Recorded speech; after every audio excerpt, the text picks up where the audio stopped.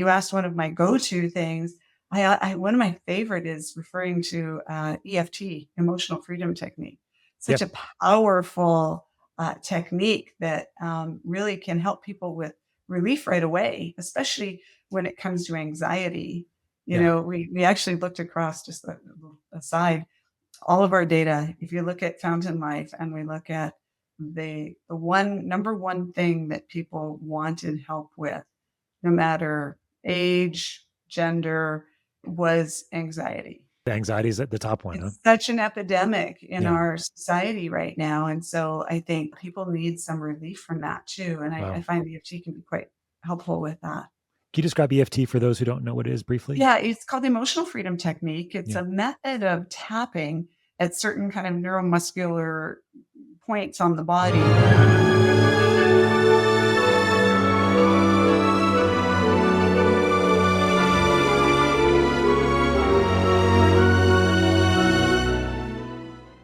Hello and welcome back to another episode of the Smarter Not Harder podcast, your home for 1 cent solutions to $64,000 questions. I'm your host again today.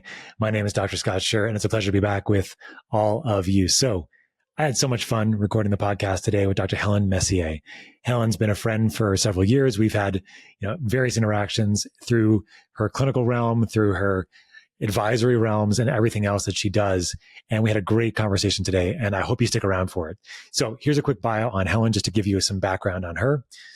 She's a PhD in molecular immunology. She's a doctor of medicine in family practice. She's a IFM trained, and she's been around with IFM for many years, and a very great educator with IFM, doing advanced practice modules. She actually educates across multiple spectrums, including Peter Diamandis' work as well, which we talk about during this podcast. She's also known very well as an innovator and healthcare entrepreneur. She has a founding network of concierge medical practices, initially in Canada. She was the medical director of genomics at Human Longevity. We talk a lot about genomics during this podcast as well. She also was the founding chief medical officer of Viome back in the day, and we have some funny stories about that we don't talk about during the podcast. That's for another time. And then, currently she actually joined Fountain Life in 2022 as the chief clinical and scientific officer. And she was promoted to the chief medical officer shortly thereafter in 2023.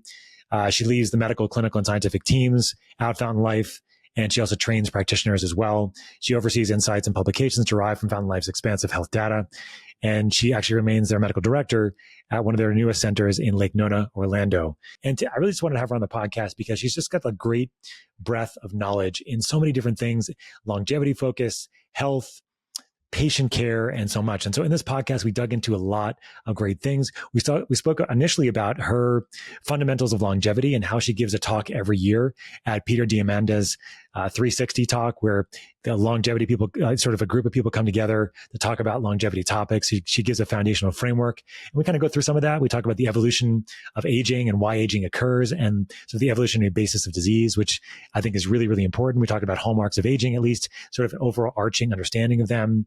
We went into epigenetics and genomics in detail. Helen has a lot of background on genomics, and we talk about the various ways that genomics are being used, everything from looking for various diseases that actually can be highly representative in the genome, which is the rare type, along with pharmacogenetics and genetics as it kind of relates to SNP analysis, and then lifestyle, and then intermediate phenotypes, which are interesting. So having one gene of something could help sort of explain various things. But then she also was very understanding that genes are not your destiny, and that there are ways you can change these things. And that's how we spoke initially about genes, but then over to epigenetics, metabolomics, something called the narcissome, which we spoke about in detail, understanding how you can crunch all these various levels and then bring them to people and to patients, and to have them help them understand the story behind what's going on. And we kind of delved from that sort of more down in the nitty gritty with health and medicine, down to understanding how to work with patients more directly. Helen has a lot of experience with this. She still sees patients on a regular basis, which I really appreciate. Talked about how communicating to patients, the stories that we can create for them to help them with their journey and help them do better and feel better. And then we also spoke about the reframing of things like cancer and the placebo effect, and the psychosocial emotional aspects of how our patients have a hard time healing, and spoke about various ways that she intervenes in various ways in the practice to help people understand their why behind things, including why they might have gotten cancer or why they want to lose weight. And how she can get patients from their A to Z, their A to Y in her case, in the sense of what are the things along the way that can really helpful. We talked about EFT, or emotional family therapy, or I think there's another term for that, but EFT is the acronym. We talked about AI in medicine as well. So we transitioned to that, and how AI is becoming like sort of the country doctor with all the tools, which is super cool, and kind of bringing all the sort of various things together.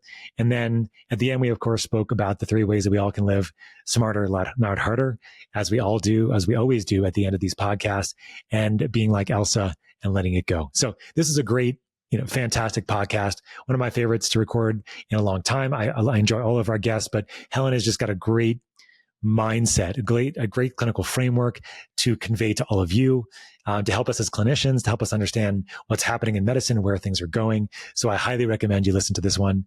Without further ado, don't forget to like and subscribe below so you never miss an episode. And without further ado, Dr. Helen Messier.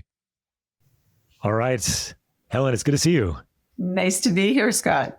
Well, thank you for taking time out of, I know you're very, very busy schedule, going all around the world, doing all the things that you do, still being a doctor, doing that, and also running and supervising like a huge, consortium of doctors now at Fountain Life. And so it's really fun to have you. And I think the way I wanted to start here, you and I, we were talking before we got started on the recording, that every year or very frequently you do an introductory series for the Peter Diamandis group. And maybe you can talk a little bit about that and how that got started, and then how you kind of frame it and work with, the material with these very rich people that are interested in longevity. Yeah. I mean, obviously longevity is the term that everybody's talking about right now. It's $1 trillion industry, really. Mm-hmm. And we as physicians are all kind of jumping on that bandwagon too, right? We talk about longevity, and it's, our colleague, Dr. Carol Fitzgerald also has a longevity medicine, or functional medicine is longevity medicine, right? So, Indeed. So yeah. what even is longevity medicine is really interesting. But what you're referring to is a trip that Peter Diamandis does every year called his Platinum Longevity Event. And he brings a number of people together that are clearly very interested both in their own personal longevity, but also in potential investment opportunities and things like that, sort of where this whole field is going. And I think it's a huge privilege to sort of give them an introductory talk to, what is longevity, right? What are the basis of longevity and the biology behind that, right? Sort of the foundations of it. And so really, we can talk about a lot of things from, what is the cell? What is DNA, right? Because we all talk about the hallmarks of aging, right? Sure, a lot of us are familiar with those hallmarks of aging, right? And those are sort of the cellular, sort of the mechanisms that happen as a person ages at the cellular level. But what does that really, mean? And then, of course, what can you do about it? Right? What causes it? What drives it? And really the thing as I was prepping for this year's one is I was getting into some of the just reading a number of articles and books and really understanding, like, why do we age in the first place? Why does that happen? Because if you think back to the idea of kind of, the primordial cells, or the first or the last, common ancestor, or the first common ancestor, all of those ideas, they were likely single-celled organisms, but if you think about it, they continued to divide. They were sort of immortal and there was no aging and death. And yet what happened is every now and then, because they divide so fast, right. They stay immortal, but they'll accumulate damage. If they get in a stressful environment, damage will happen. And then they kind of will wall that section off and get rid of it and keep the others going. So that's sort of the idea of the first idea of aging is those trying to get rid of the junk and the damage. So aging happens with the damage over time. And if you look at some of the longest lived species, these are species that really, even the tortoise, the Greenland shark, even Sure. Yes. sponge, which lives 10,000 years, there's some certain similarities to them. And one of them is they continue to grow throughout their life. Now, isn't that a great metaphor, right? When we stop growing, we start dying. And I think we know that all the time, but that actually is true, obviously, from a mental component, right? For sure. But also a physical component, right? At puberty, we really stop growing, and that's at the point where we start aging. So I think, just it's really fun to try to think about some of these whys, and then can we tap into some of those lessons? For example, the sponge, right, which can live 10,000 years.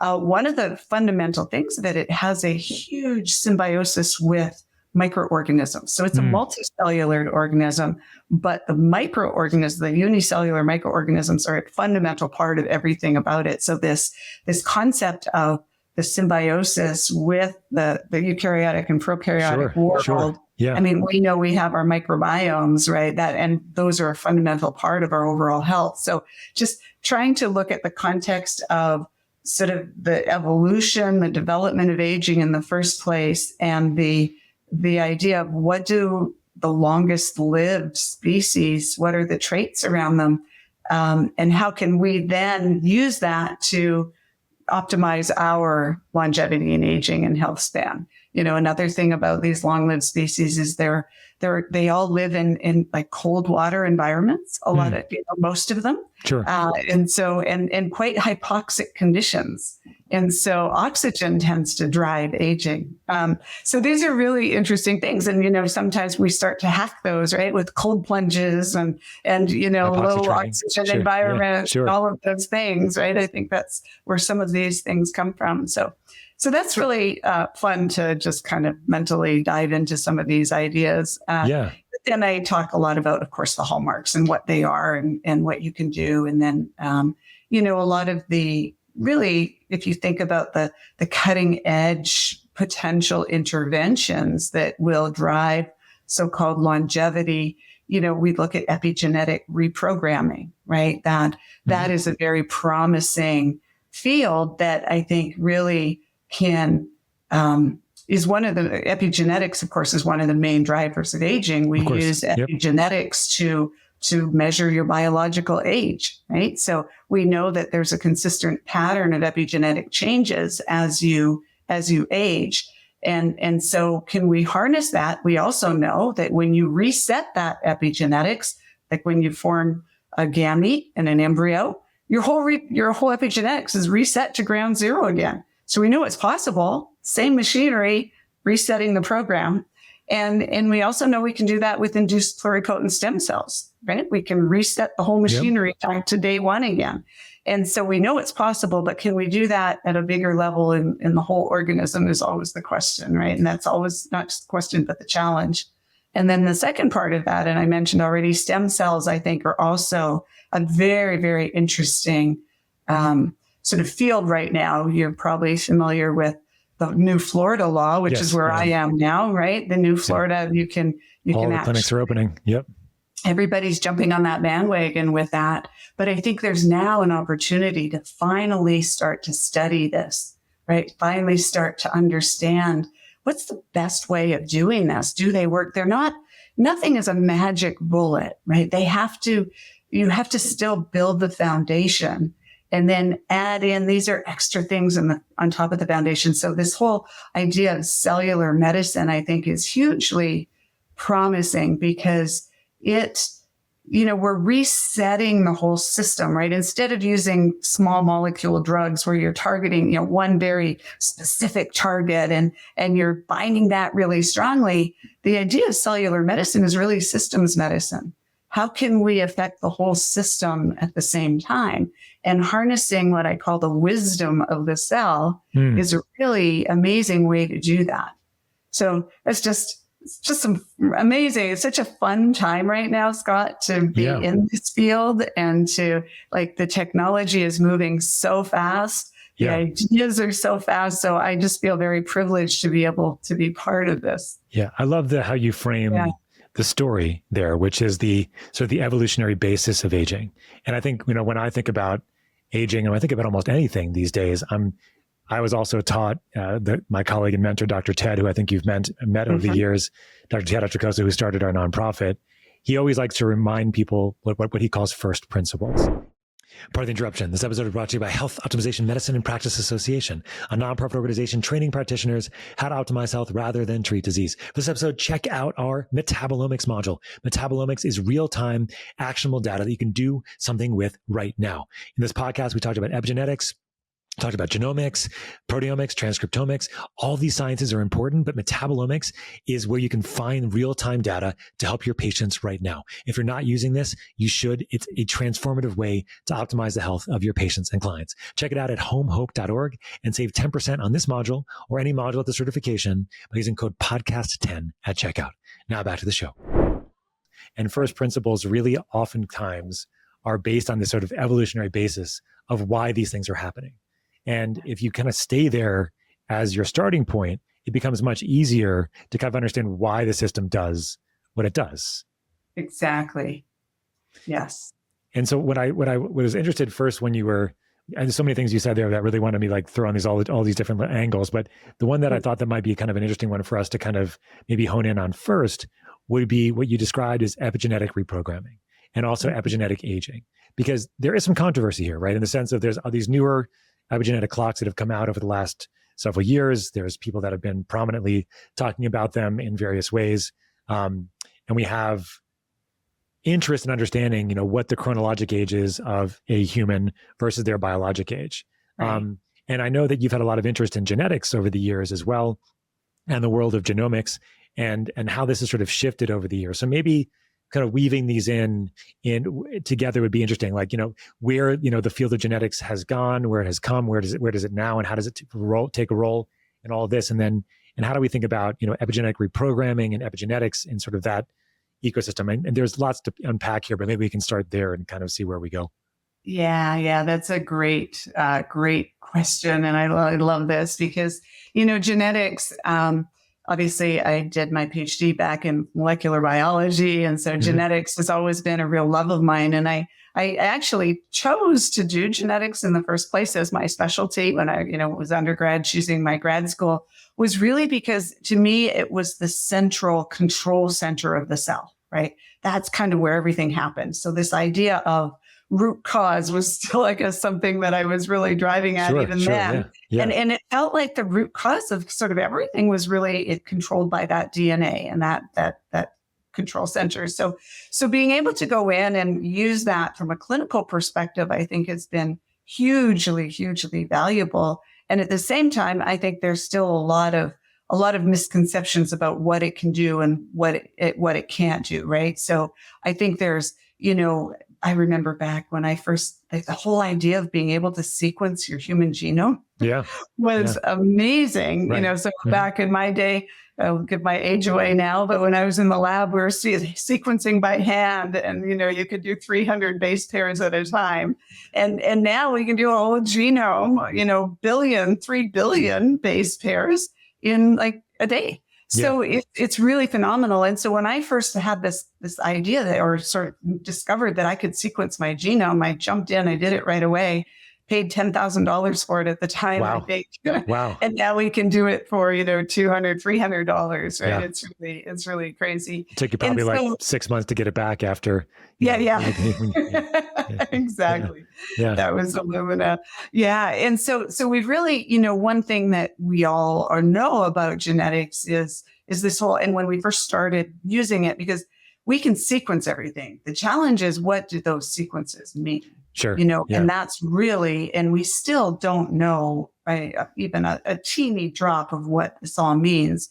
But we start with looking at these monogenic diseases, right? So are there variants or mutations in there, the BRCA mutation or Lynch syndrome or, cystic fibrosis? Sure. These mutations that can drive or, put someone at risk for disease. And those are, even those are not straightforward because you can have the same, exact same base pair change in two different people with different genetic contexts. And you'll have different, different risk or different presentation. Different expressions, right? Different expressions of the disease. Exactly. Yeah. But those are still, I think, even now, still very useful clinically we use them because that's one of the things we're doing at Fountain Life is whole genome sequencing on everybody. Okay. And we are finding about 15 approximately % of people are affected by a monogenic disease, which, and these are adults that are,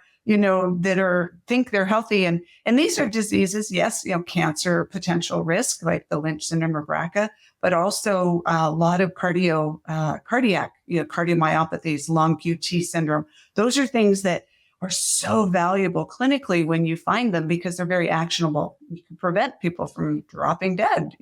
We all read about the football player or the person who collapses. And you think they're all healthy. So there's a lot of value there. And I think it's still important. And then, of course, genomics has moved on to the whole field of pharmacogenomics. Right. How can we, predict how you're going to metabolize your medications or your supplements or other things. One of the most variable regions in the genome is the area that controls our detoxification genes. And so we can use it there and very valuably, like it adds a lot of really important clinical guidance in what we do. And then, over time, what we're doing now that with the genome is going from those monogenic diseases with, high, the impact is really high on those to looking, but that's one single place in the genome, to looking across the whole genome and looking at these polygenic risk scores, right? So now we're looking, and those are rare diseases, of course, the monogenic ones, but when we use polygenic risk scores, we can start to get a sense of their risk for more common diseases. The diabetes, the cardiovascular, atherosclerotic diseases, those are very common. And when you look at all of, hundreds, sometimes hundreds of thousands of places across the genome and take them all together, you can get a sense of their genetic risk for disease. Now, of course, that's still an early science and it works amazingly well at a population level. Right. But individual it's still, you still have to take some of that with a grain of salt, but it does give a lot of, I think, really important insights. So you can do that. And of course, looking at carrier status as well.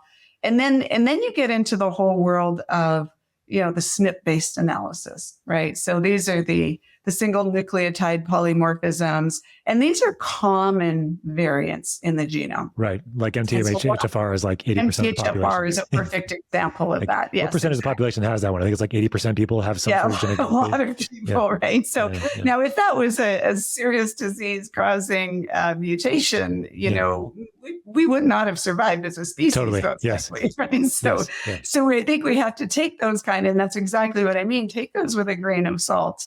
There's a lot of other, like they're a piece of the puzzle. They are not the whole puzzle.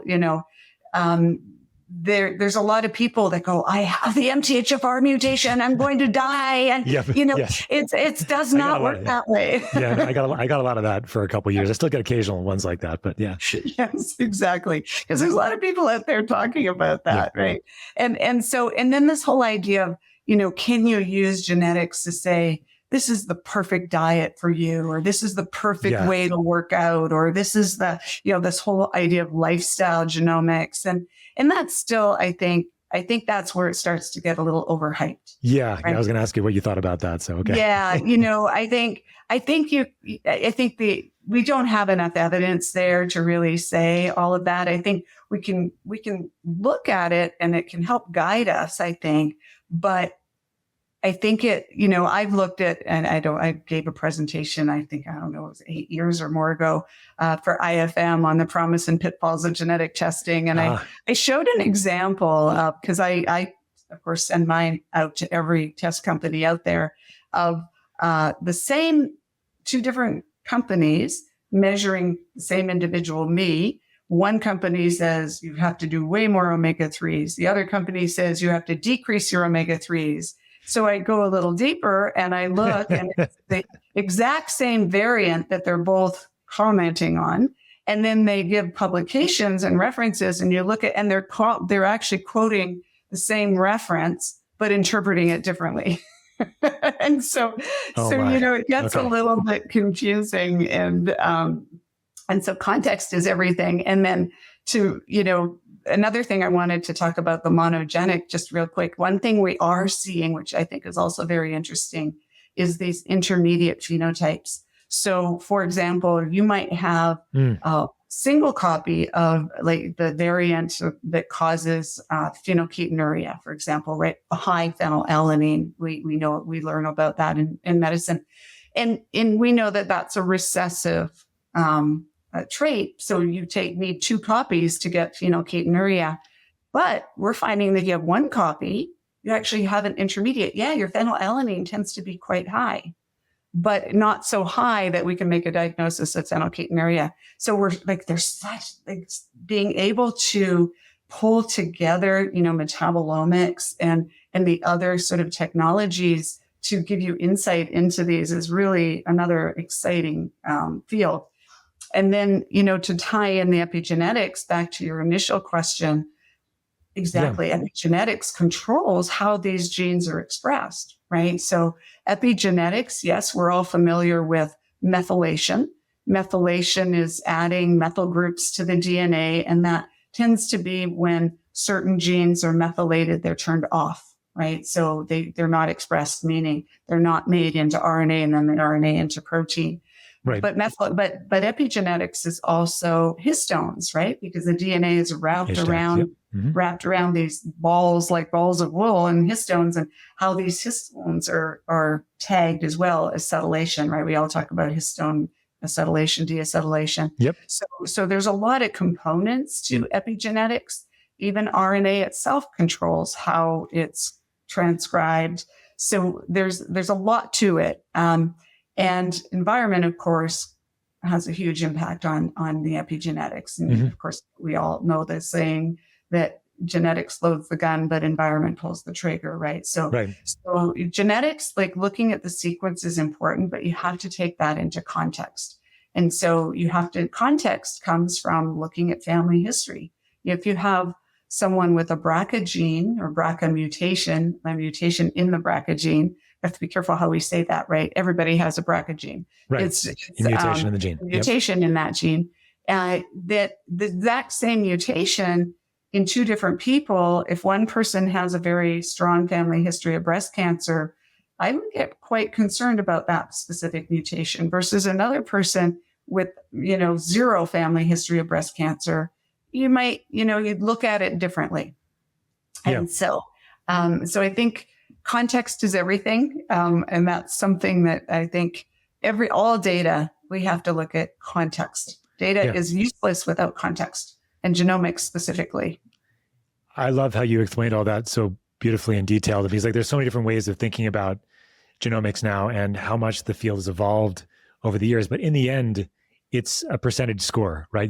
For the most part, unless you have like the 15% you mentioned that have like a monogenic disease that comes from the specific looking at the whole genome sequencing. Other than that, that's not a small amount overall. That 15% is not small, actually. I thought it was actually going to be smaller than that when you were talking about numbers. But for the majority of people, but I guess maybe my question would be, within that 15%, like, would you consider the BRCA gene being part of that 15%, or would you? Yeah. You would. Yeah. Okay. So like the example I was thinking about, like as you were talking, was somebody has the BRCA gene, somebody has a history of breast cancer in their family, they have a mutation in the gene, right? And they decide they want to get a prophylactic double mastectomy, right? This has been in the popular culture, but we know even if you have 2 copies of a mutated BRCA gene, that your risk of getting breast cancer is high, but it's not 100%, right?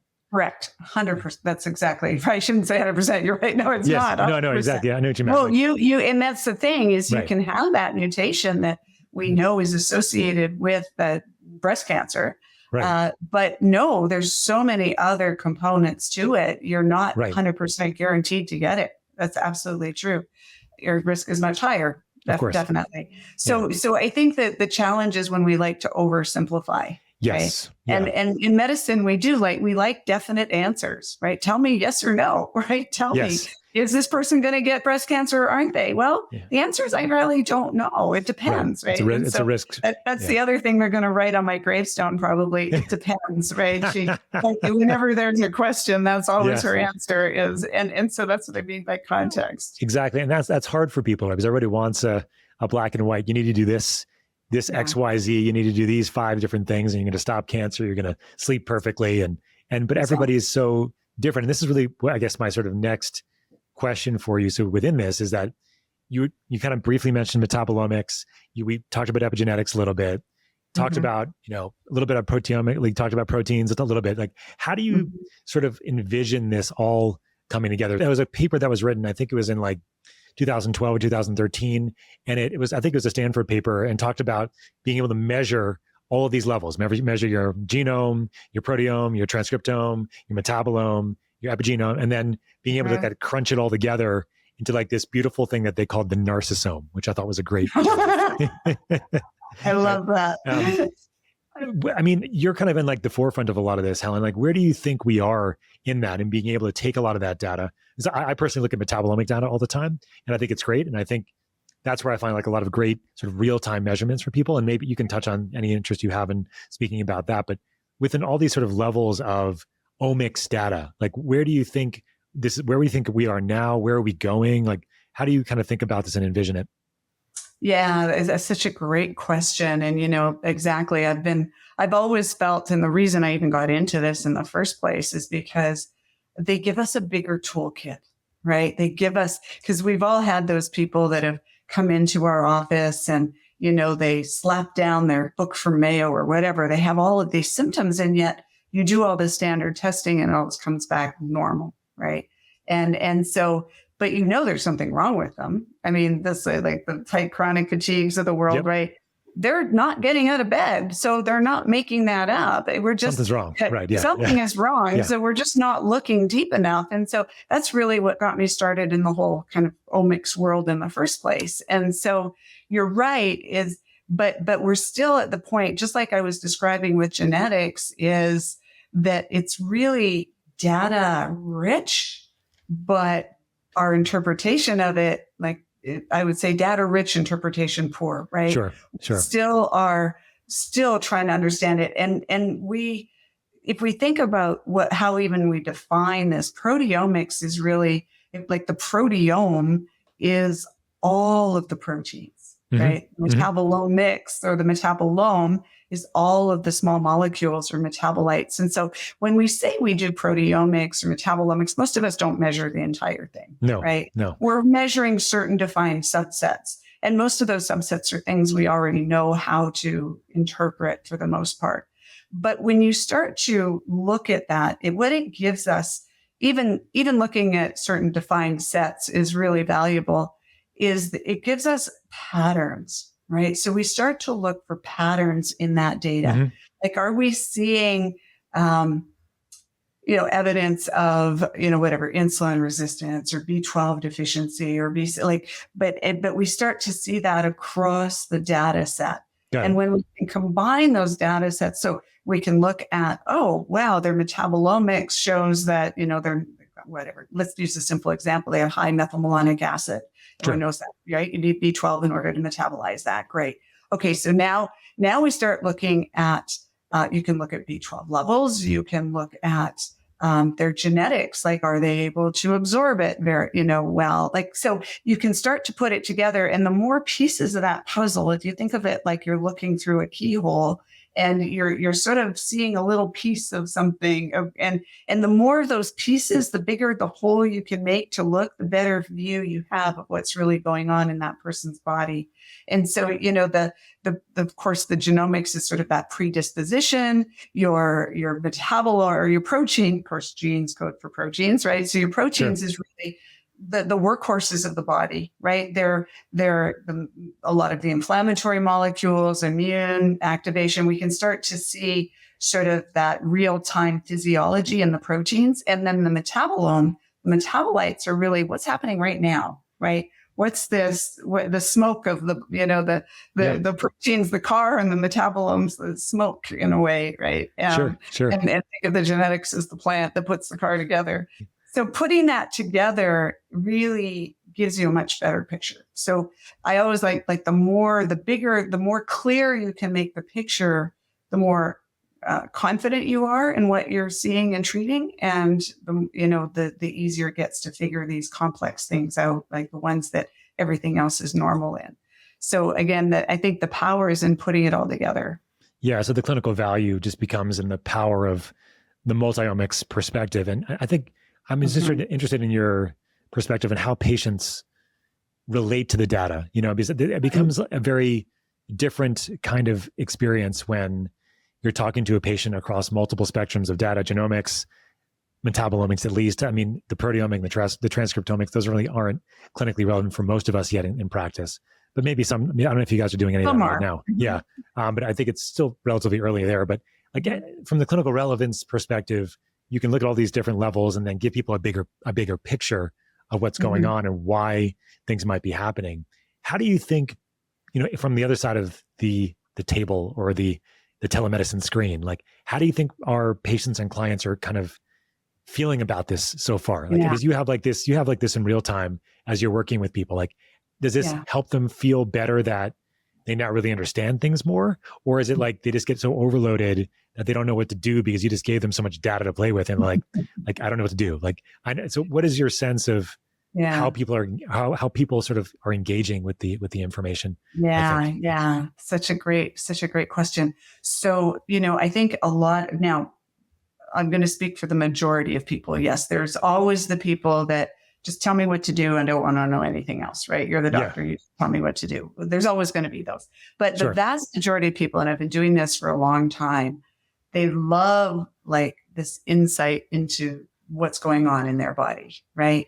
And what I do is of course, you have to look at this ahead of time. With AI, that's making that job a lot easier, right? It goes a lot faster because it sees the patterns before we do, and there's just so much data now that being able to put it together using AI is really helpful. But when you start showing them this, I built the story for them, right?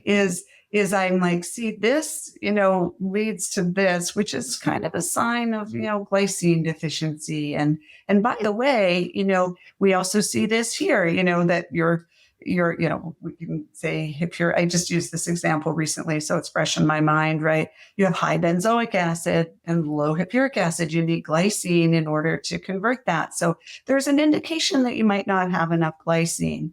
And look at this, you have high toxins and your glutathione level is low. Glutathione's your master antioxidant, master detoxifier, call it the garbage truck of the body. And glycine is a component of glutathione, right? And by the way, you're anxious and glycine is a calming neurotransmitter, right? And so you start to weave the story that starts to explain how they're feeling. Sure. And in most cases, people love it, and I can tell you they're not going to remember the whole thing. They're not biochemists.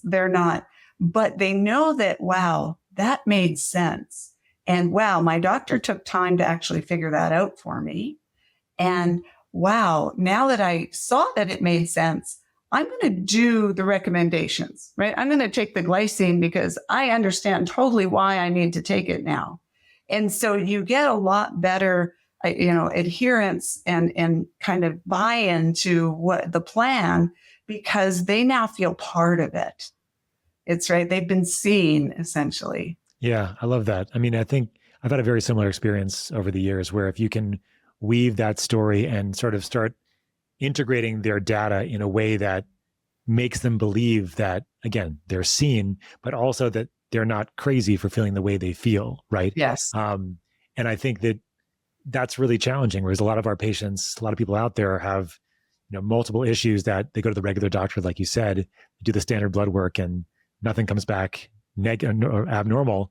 And then they just say, well, go see a psychiatrist. So all in your head, right? Yeah. It's definitely validating. Exactly. And that's huge. And that's a big part of their recovery or their healing process, is to feel validated and seen.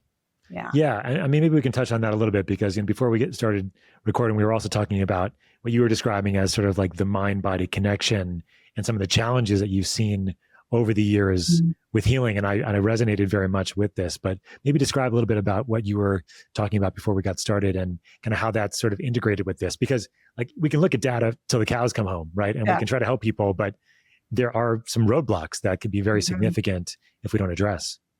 Yeah, exactly. And doing this for the many years that I have now, right? And I'm sure you've seen this too, Scott, and we talked about this a little bit before the recording, Yeah. is, we can throw all of the physical modalities, look at all the data, throw that.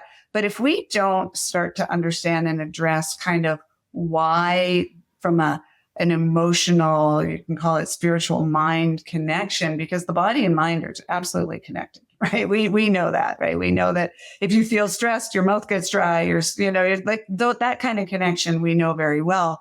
But there's also this idea, Bessel van der Kolk wrote The Body Keeps the Score, or was that, Gabor Mate, When the Body Says No. Those are really fundamental kind of books in helping us understand that, I don't think you can truly heal without addressing that. And you can start to see sort of patterns in certain diseases. Who are the women who get breast cancer, for example? They tend to have a certain personality type, right? They tend to be the women who care for everyone else and not themselves, right? They put everyone else first and they put themselves last. You often see that pattern, right? And Gabor Mate talks about like an ALS assessment clinic, and the nurses at the clinic would say, "Oh, that's not ALS. That person's not nice enough." Sort of this. And so, and again, this is not to blame the person for getting the disease at all, right? Right. This idea that, again, another book called The Healing Power of Illness. What's it trying to tell us? What's it trying to show us, right? How do we take and feel empowered? And so, the mind tries to ignore things, but the body doesn't ignore things. The simple thing is, why do people get stressed? Get a cold, right? It's often because they're stressed. That stress decreases your immune resilience. And so you'll get sick. And I'll talk to patients and say, look, first the body is going to tap you on the shoulder. And if you don't listen, it's going to slap you across the face. And then if you still don't listen, it's going to take a 2x4 and whack you across the head, eventually. And so I think sometimes we should be sort of have a different approach to that instead of fighting. And a good example of this is cancer, right? Our whole culture, all of our terminology in cancer is, I'm going to fight the cancer. I'm going to beat the cancer, the war on cancer, right? We killed the tumor. It's all about fighting and war versus like, what's this here to teach me? Yeah. And if you can say, and often I will tell people, like, if you can get through this cancer journey and look back and say, that's the best thing that ever happened to me in my life, you're going to get through it and it's not going to come back, right? You've sort of this idea that, you've learned from the illness, you've learned what your body is trying to tell you. So I think that whole idea, we need to explore that a lot more. I think it shows up in physical, right? Obviously it does. Why do we control for placebo? Right. No, if we didn't think that the mind was so powerful, right? Yeah, we know it works. As you were talking, I was thinking exactly about the placebo effect there. Yeah. Exactly. So I think we need to look at that more. I think using a lot of, the technologies we talked about, the omics technologies, other things, to be able to start understanding that context of a person, right? Like even using that to put context around the results, right? So I've said this a few times now, context is everything. Like you don't, like, is that person stressed at the time you measure their cortisol? Are they thinking about that board meeting or that exam, or, that's going to matter.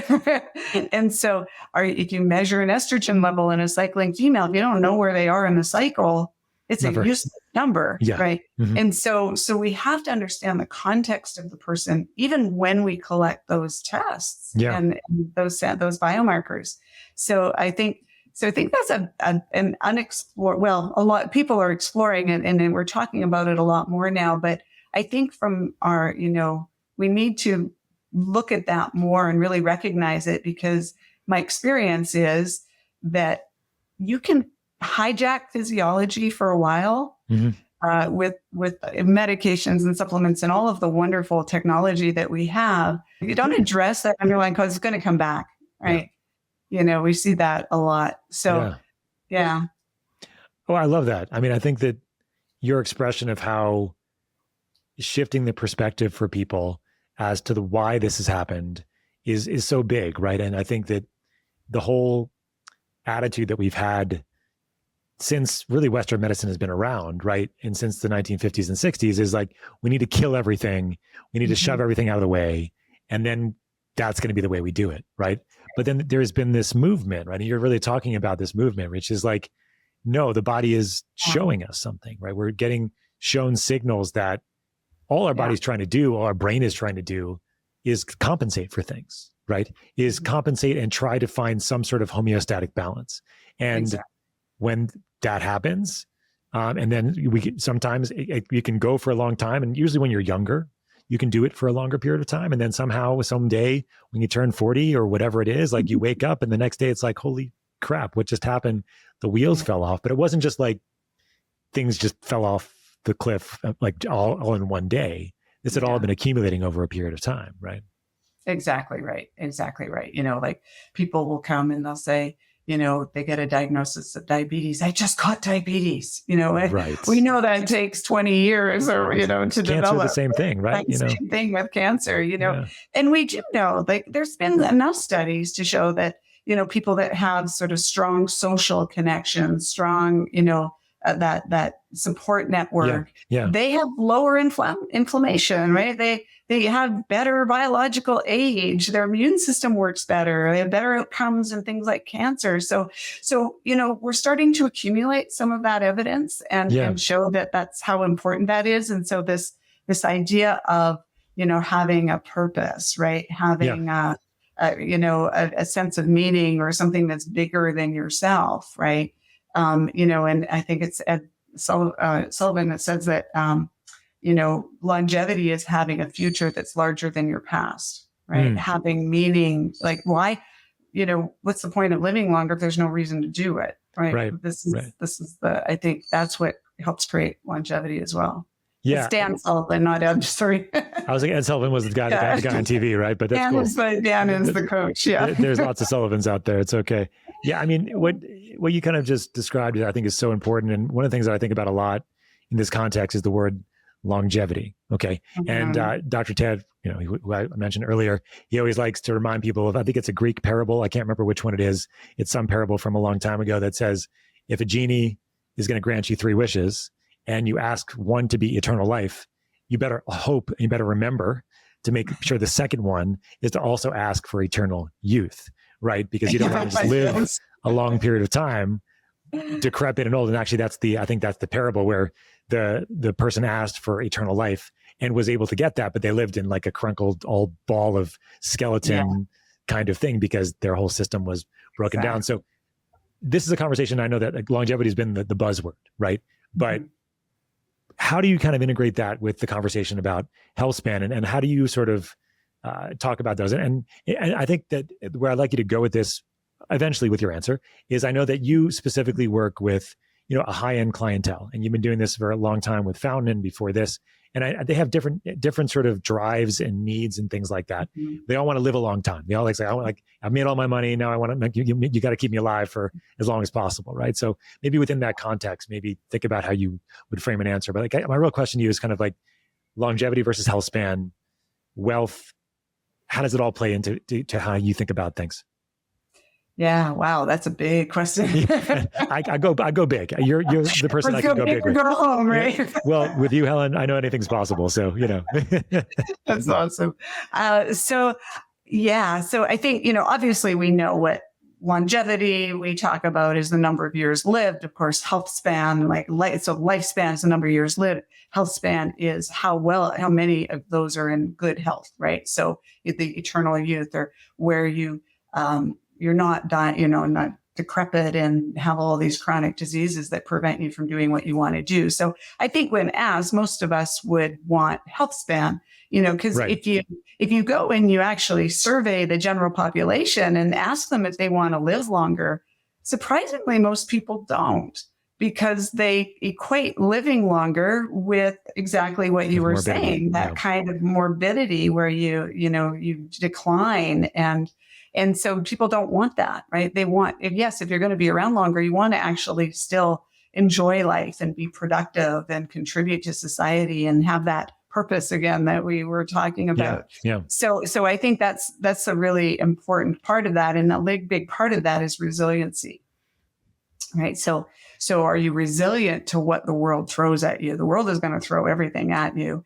Are you resilient both, from a physical perspective, right? Can you recover physically as well as mentally and emotionally, right? Can you recover and be resilient? Because that's what life is about, is throwing things at you. So I really like to define kind of healthspan as resiliency.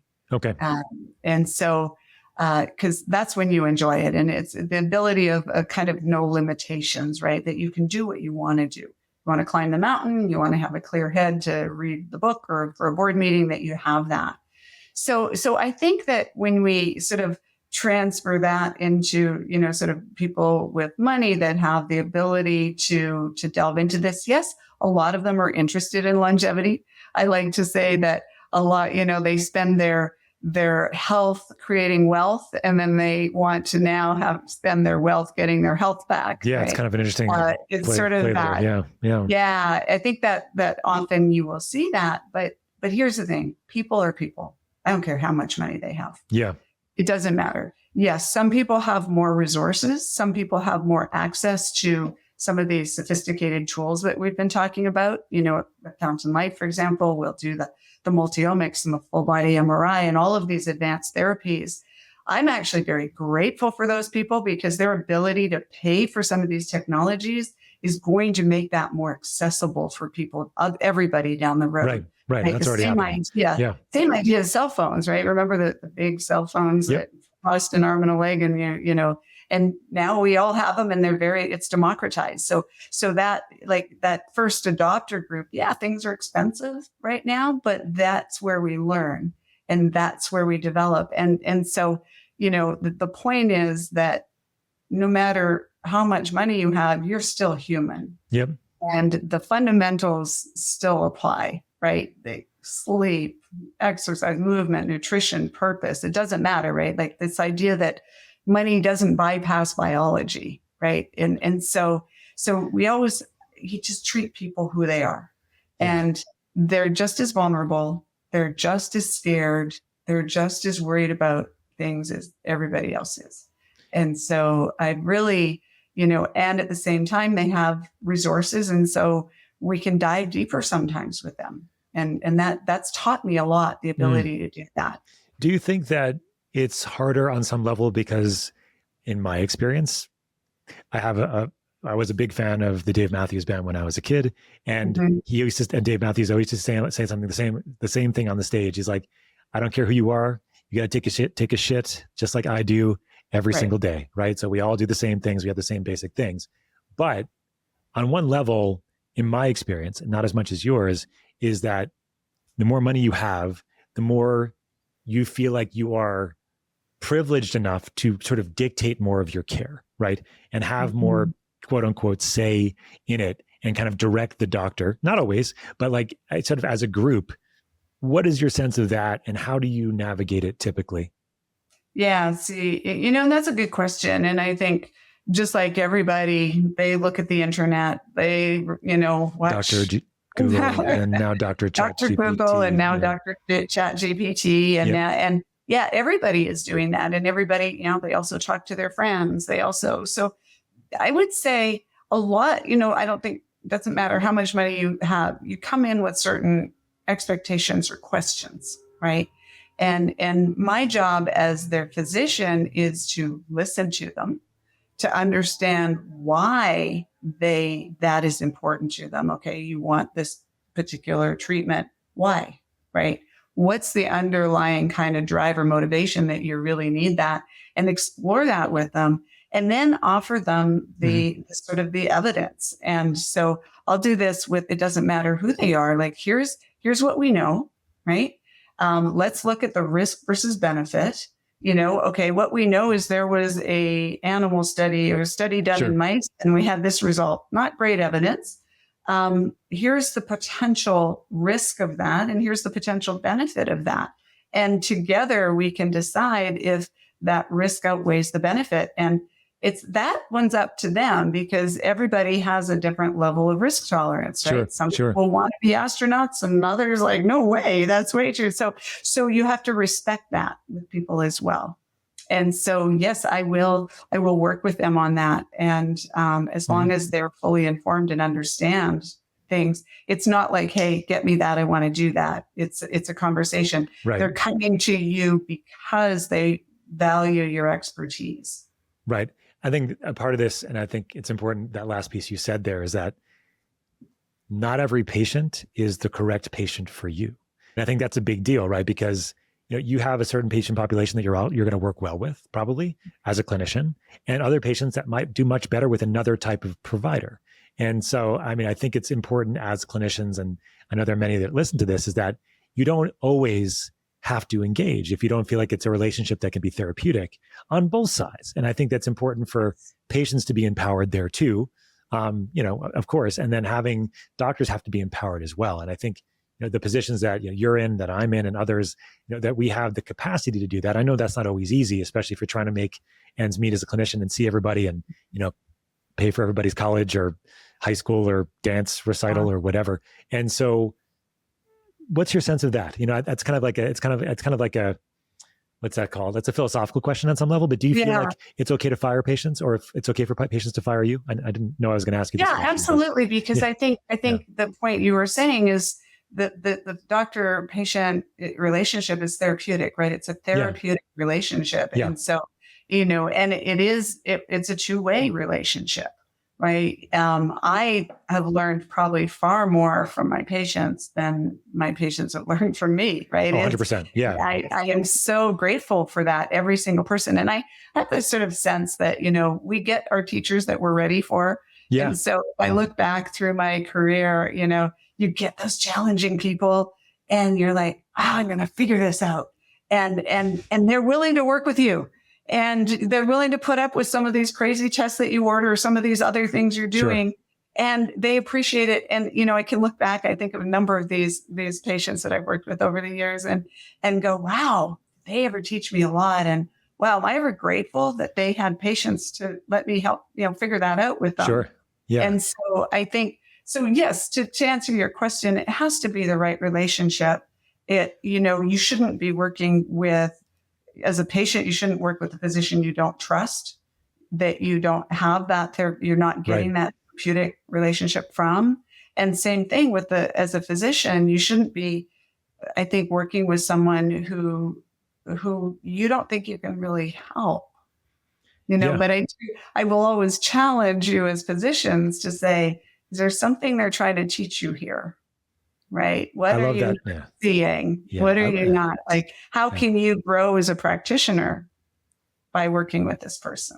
I love that perspective. I think that it's a really important one because there's a nuance there. Like, there's like, what is this person teaching me? Like, what do I have to learn here? And I love that because I've certainly had many of these experiences over the years, as you have. Like, I really don't want to do this. Like, I really don't want to, like, I really don't want to go here.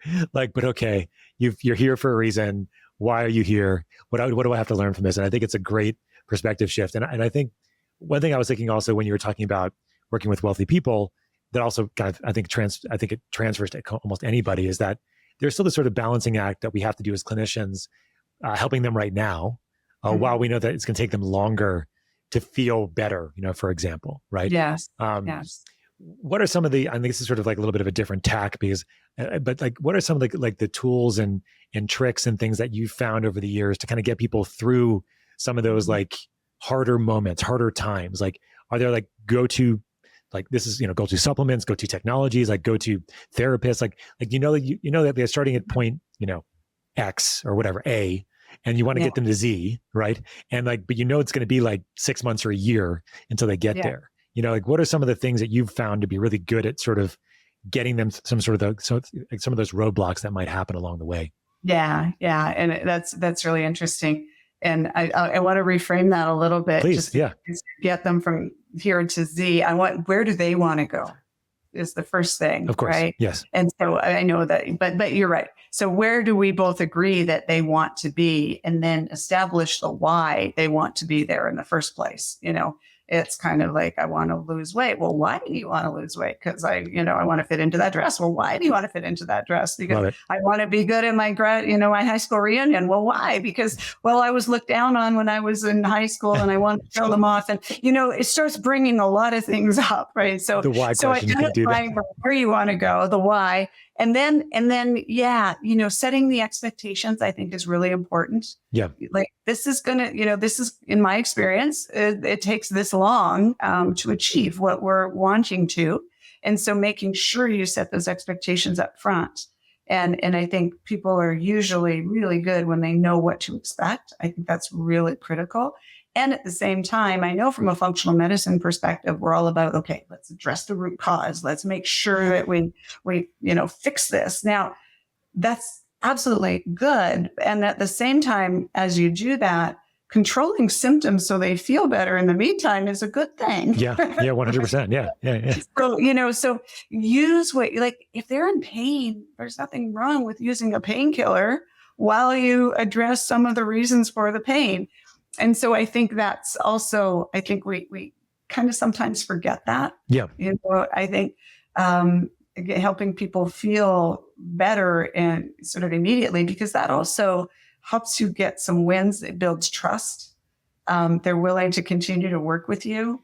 If you went to them and you said, yeah, I know you're in excruciating pain and we're going to do this and this and this, and we're going to cure your pain forever, but it's going to take 2 years.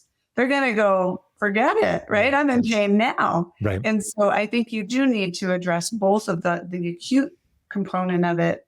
We've got a huge toolkit in medicine. There are so many things we can use, from pharmaceuticals and electroceuticals, right? It's like electric sort of technologies, and let's use all of those. You asked one of my go-to things.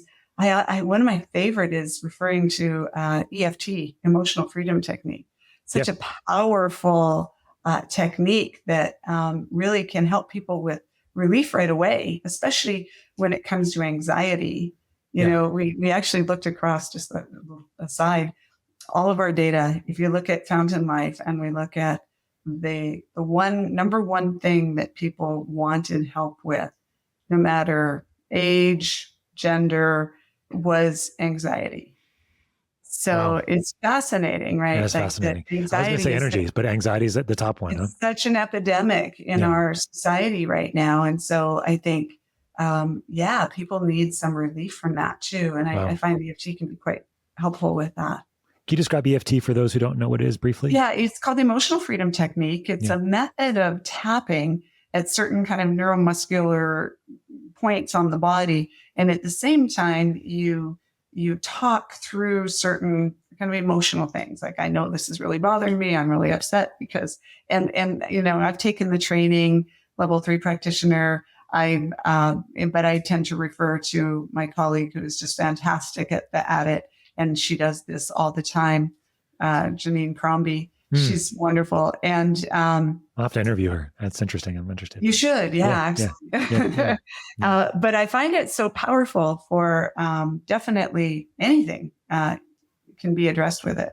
Is it something that is relatively fast acting for most people, or is it something that takes a while? Well, I think to get at the fundamental root of things can sometimes take a while, but for immediate things like when I was doing my training, as a good example, a person in there was petrified of dogs.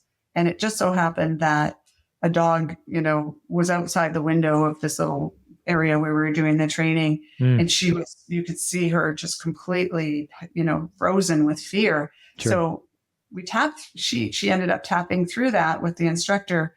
And at the end of that, which was about 20 minutes later, she's petting the dog.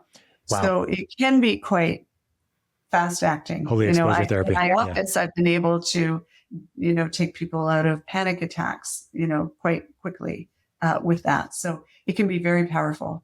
Wow. And at the same time, you've got all these, years of trauma. Sometimes it can take a while to kind of unpack all of those layers. So many layers when it comes to anxiety, especially. But it's amazing to me that's the number one thing across all your clinics that you've seen as the number one complaint. I was going to think my sense was going to be energy first, and then anxiety would be second. And actually, but it seems like it's Interesting. the other way around. Yeah. One thing we didn't touch on that I want to just touch on for a minute is sort of AI in medicine. You know, we talked about this a little bit earlier, where you were talking about now how we can crunch all this data using AI to help with algorithms. How are you using it now in clinical practice, Helen? And then where do you think this is going? Like, where do you see it sort of transitioning or, evolving into? I think that, is it all going to be like a little microchip here in our arm where we have to we just tap it like every 10 minutes and it gives us more data, or and then tells us what to do? Or is it going to be like that? Or is it going to be, maybe that'll happen in 2 years? I don't know. But where do you see it? How are you using it now, and how are you seeing it being beneficial? And where do you see it going? I know it's a big question, and you don't have to. It's a great question. And a lot of very much smarter people have been sort of talking about this and writing about it. But yes, we are using it. So, the easiest way we're using it is, interpreting some of the imaging, for example, doing AI overlays on CT scans and MRIs. They're better than radiologists now. No offense to radiologists, but take a picture of your skin and calling out the lesions that look concerning. That kind of pattern recognition, risk stratification can be really, huge value using AI. And yes, they are better a lot of times than the radiologists, or they point out things for the radiologist to look at. So basically they don't miss things, right? Which is really critical. We also have an app and a platform. So our platform is hooked up to, we have a wonderful technology team at Fountain Life, and the platform is hooked up to all the EMR, and it actually takes all of the data that we collect. It creates an annual report, sums up everything, but it also gives our clinicians access to asking it questions. So, hey, this, we had pre-done templates for them, but also, please, make a timeline for this person. We know how long that can take. Boom, or, from a functional medicine perspective, looking at all this person's symptoms and medications and everything else, what's the 3 most important things to work on? And amazing, it does such a good job.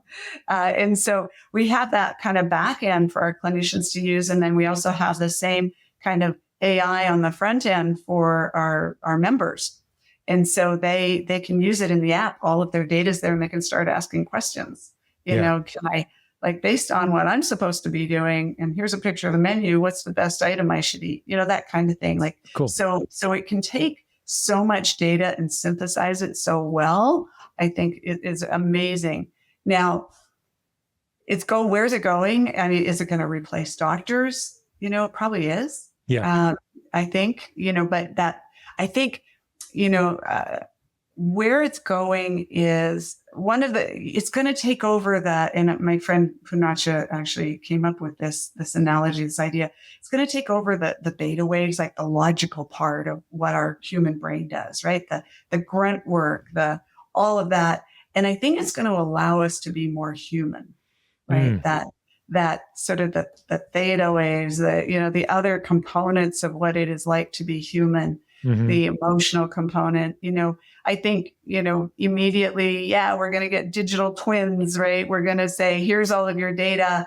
We'll be able to predict based on your digital twin what the best intervention is going to be for you, right? We can find things.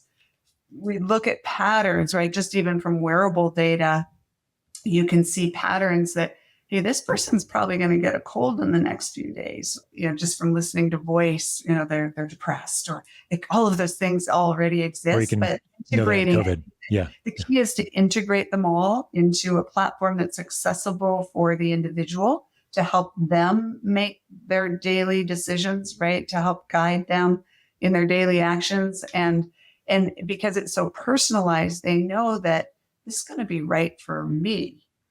Not this isn't the generic thing. Everybody needs to sleep more. Everybody needs to exercise. Sure. No, what do I need to do as that person? And so over time, what I think will happen is it's going to connect us.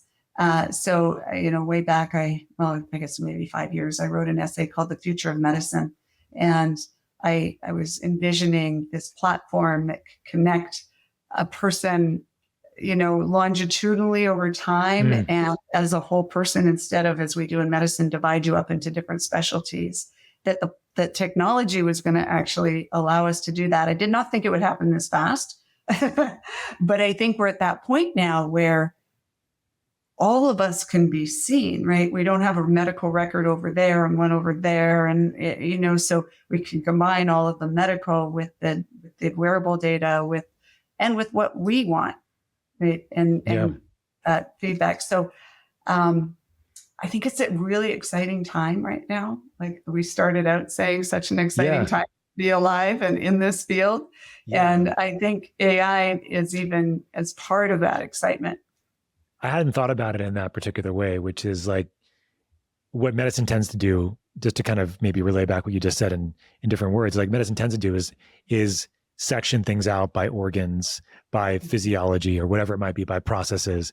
And like that's the problem with hyperspecialization. That's currently the issue in conventional medicine, right? You go see a pulmonologist, a cardiologist, like you might have an internist that you see like once a year that just tells you which specialty or specialist to go to, right? You have hyper specialists in all these other fields and cardiology and all these other things. So what you're saying, like what you sort of see here is that what AI could potentially do is kind of bring it all back together as like sort of like that whole person back together in like the sum of the parts is greater than the whole. And you can see that like with the data, with the numbers over time, with the information that's coming from all these sort of separate sort of silos kind of thing, all being crunched together.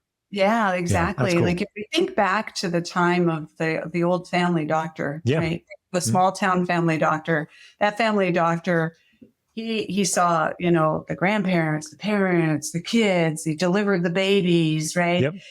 He knew you throughout your life cycle and your family's life cycle. And he saw you as a whole person. He knew your social circle, the community that you lived in, and was able to kind of like, he saw you as a whole person in the context of your life that you are. And then what happened, and this was Alvin Toffler's a future shock back, he predicted this, was people start moving to cities. People start, they're away from their families. That longitudinal view is gone.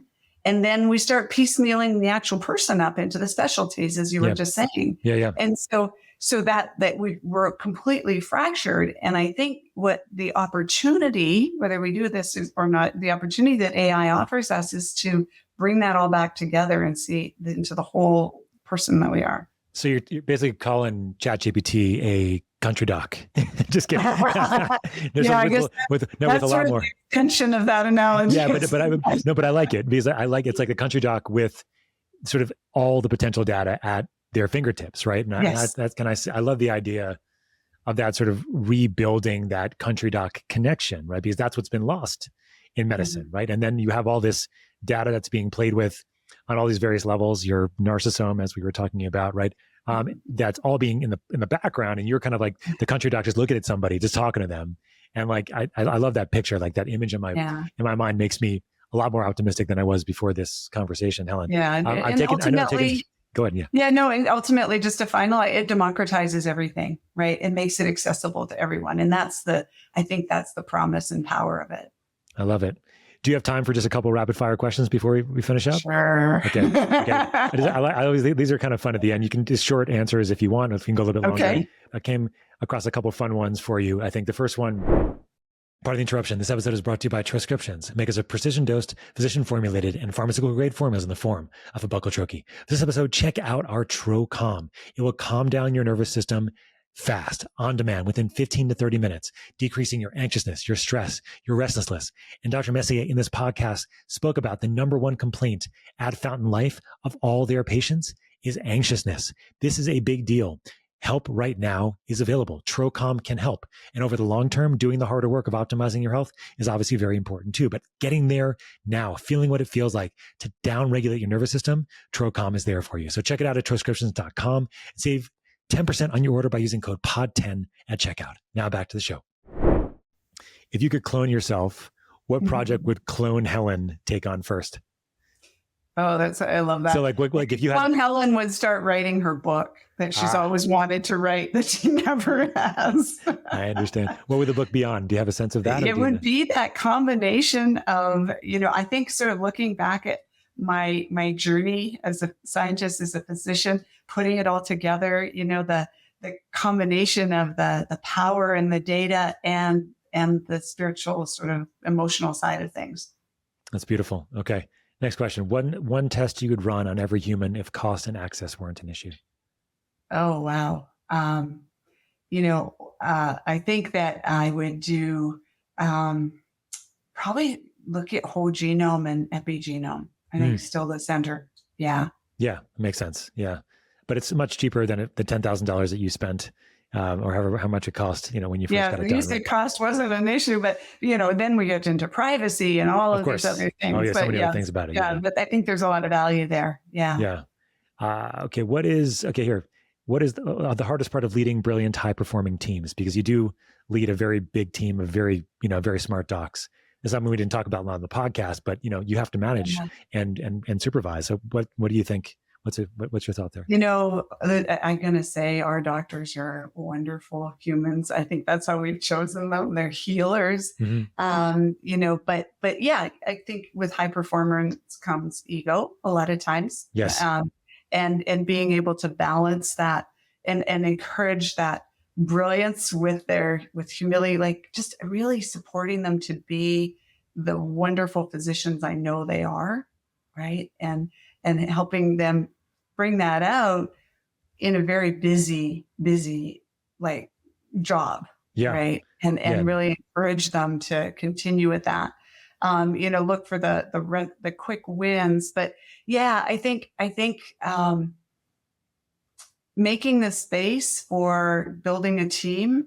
A lot of what I've been trying to do is build it on, like the model of Mayo is your colleagues support each other, right? That you're never more than 5 minutes away from a colleague consult. And so that when you come to see us with a group of physicians, even though you might be sitting in front of one person, you get the brain of the hive, so to speak, the community to support you. So we have difficult case rounds and all of those things because, my job is to support them to be the high performers they are. I love that. And I love that the mindset. I think all of us work better in groups for the most part. I think it's really hard being, that doc that's siloed out and you don't have anybody to talk to. And I remember that being a huge transition for me, like going from residency and, medical school and then all of a sudden being in an office like with yourself or like one other doctor. And so I love that mentality. And okay, maybe one more question for you. Mm-hmm. You can choose either one of these, maybe the biggest aha moment you've had in the last year, or what's more important, innovation or consistency? Oh, that's a great one. Yeah. So I get to choose one of those. We can take both. I didn't know if you don't have an aha moment, you can just go to the second one. Yeah. So I mean, the aha moment every day is an aha moment. Like I love the discovery of things, and every single person is a discovery. It's like, wow, that worked, or that didn't, or wow. And so, I think from an overarching thing is once you start looking deeply in this data, you have people who look on the surface and extremely healthy, but you start diving underneath and there's a lot of issues. And the other side of that is people who are like, really like, think they have a lot of issues and there's nothing when you start to delve into. So sort of that people aren't always what you expect, I think is really it. And I think that, the other question, consistency or innovation, it's got to be both. Yeah. Because you could be consistent with something that's dull and boring. or terrible, right? Yeah. You're consistently eating McDonald's every day. Exactly. You've got to consistently apply the lifestyle, Yeah. And, but, I think it has to be both. I love innovation, of course. But, you have to consistently do things if you want to get any kind of results. I love it. I think that's great. So last question we ask everybody in the podcast, and Helen, is around the name of our podcast called the Smarter Not Harder podcast. And so we ask all our guests at the end, and this could be related to some of your answers just recently, like how can we all live smarter, not harder, make things easier for us and get there faster? So the smarter, not harder mentality, life, health, politics, anything in your life that you want to describe here. What are 3 ways that maybe you do it or that anybody could live it a little bit smarter and a little bit less hard? Yeah, I think the number one thing that I've learned for myself and that I see is just the ability to let go. I think we make our life hard by holding on to things that we have, we set very specific goals for us and if we don't meet them, we hold ourselves accountable. We get mad at ourselves, or if someone says a snarky word to us, we get all upset and it ruins our day. Or if, we didn't get our 8 hours of sleep on our Aura ring, and we get all mad at ourselves. It's like, let it go. You're going to have a much better life. You keep trying, but nobody's perfect. Be like Elsa, let it go. Got it. Yeah, there's the Frozen. Yeah, that's what I say to my kids all the time. So Yeah, exactly. So I think that is smarter, because otherwise we make our life harder.